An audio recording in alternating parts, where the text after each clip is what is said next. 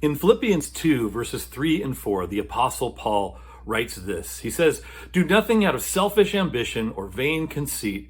Rather, in humility, value others above yourselves, not looking to your own interests, but each of you to the interests of others."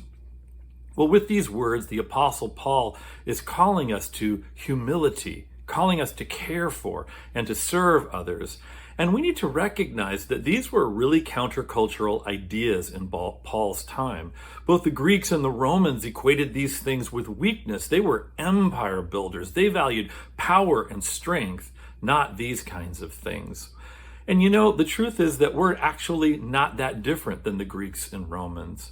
Now, unlike them, most of us probably would say that humility, that caring, that service, that these are in fact good things. But very much like them, the truth is that our culture operates most of the time on a lookout for number one basis. Only today, maybe it's more like a look out for the people on your team basis. Look out for the people on your side who share your thoughts and your ideas about the world and about the nation. And the reality is that our nation is pretty divided right now, and it's leading to a lot of disrespect and unkindness on a pretty regular basis out there in the world daily. And it's heartbreaking, and I know a lot of people wonder, boy, isn't there something that we could do that might change all of this? Well, what would happen if in humility we started to value others above ourselves? Now, it doesn't mean that we would suddenly agree with them or all that they say or do or think. It would mean simply that we were highly valuing people, you know, the way that God does, and treating them accordingly and putting their needs before our own needs a lot of the time because of that.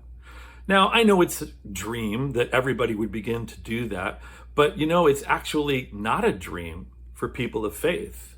For us, it's actually an expectation. Not my expectation, it's God's expectation that Paul is laying out here. It's actually the way that we are called to live in this world.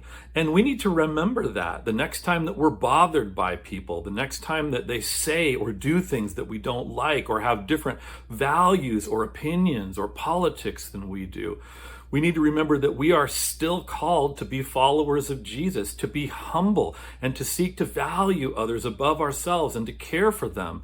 And that we have this call that should shape how we treat others and the things that we do and the words that we say to and about them. And I really believe that if we do this in many cases, it can bring about real change. But you know, even when it doesn't, it pleases God to know that we are seeking to be faithful and seeking to make this world a better place.